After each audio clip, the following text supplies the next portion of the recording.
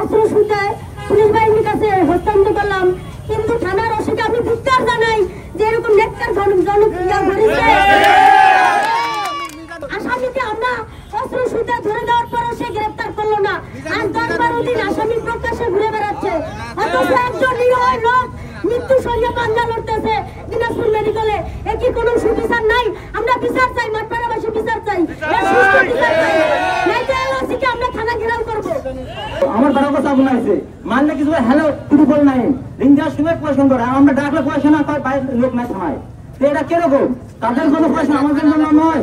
পয়সা নিয়ে খেলে তাদের জন্য, যারা মাদক ব্যবসা করে, যারা অপরাধ করে তাদের জন্য পয়সা নাই। দেশের কি সুন্দর সুশৃঙ্খলা কোনো আইনের কোনো তোমার বিচার হবে না। তাই আমরা প্রশাসনকে চাই যে নিরপেক্ষ হিসাবে আপনারা আসেন, যেটা যে হোক।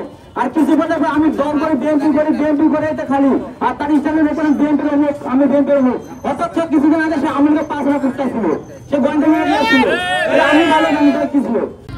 ইনসাফ আলী এবং তাদের পরিবার, যে মেয়ে আমাদের এলাকায় মা বোনেরা পদ্মার মধ্যে থাকে, আর এই মেয়ে সুখী, তার স্বামী ফারুক এবং তার আরেক ভাই তার ইনসাফ আলী, আরো অনেকে আছে যাদের নাম আমরা আমাদের মহল্লায় অনেকেই আমরা চলাফেরা করি রাস্তাঘাটে।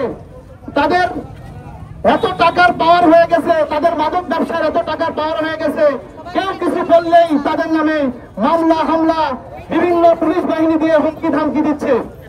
আমরা অলরেডি 35 জনের নামে মামলা তারা কোর্টে গিয়ে করেছে। আমরা কিন্তু আমি বলতে চাই, যেদিন সেই ঘটনা ঘটে আমি ওই দিন দিনাজপুরে আমার এক অফিসের কাজে ছিলাম।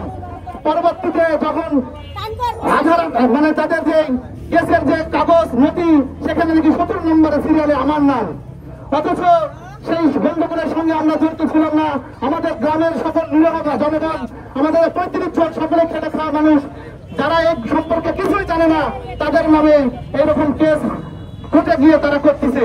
হাকিমপুর থানাতে সেদিন অস্ত্র সহকারে তাদেরকে জমা দেওয়া হলো, তারও কোনো পদক্ষেপ নেওয়া হলো না। এবং কি থানার সামনে, থানার ভিতরে থানার পুলিশের সামনে বললো তাকে আমরা অস্ত্র দিয়ে আঘাত করব, এরপরে শান্ত হব। এমনকি তারপরের দিনটাই এই আমাদের এই জিয়া ভাইকে তারা বাড়ির মধ্যে গিয়ে আক্রমণ করে চাপাতি দিয়ে তার মাথার অর্ধেক মাথা দেবে গেছে। সে বর্তমানে দিনাজপুর মেডিকেলে ভর্তি আছে। তাই আমরা এই গ্রামবাসীরা আজকে আমরা এর মানববন্ধন করেছি এই কারণেই, আমরা এই সুস্থ তদন্তের মাধ্যমে যারা যারা এই সন্ত্রাসীর সঙ্গে জড়িত, আমি হাকিমপুর থানাকে বিশেষভাবে অনুরোধ করব, তারা যেন যারা যারা এই ঘটনার সঙ্গে জড়িত তাদের দৃষ্টান্তমূলক শাস্তি আমরা দাবি করছি। সেই সঙ্গে আমাদের গ্রামে যারা নিরীহ মানুষ 35 জনের নামে যারা মামলা করেছে, সেটারও আমরা সুষ্ঠু তদন্তের মাধ্যমে তাদেরকে আমরা আইনানুগ ব্যবস্থা গ্রহণ করার জন্য বিনীতভাবে অনুরোধ করছি। আজকের এই সমাবেশে যারা আপনারা অংশগ্রহণ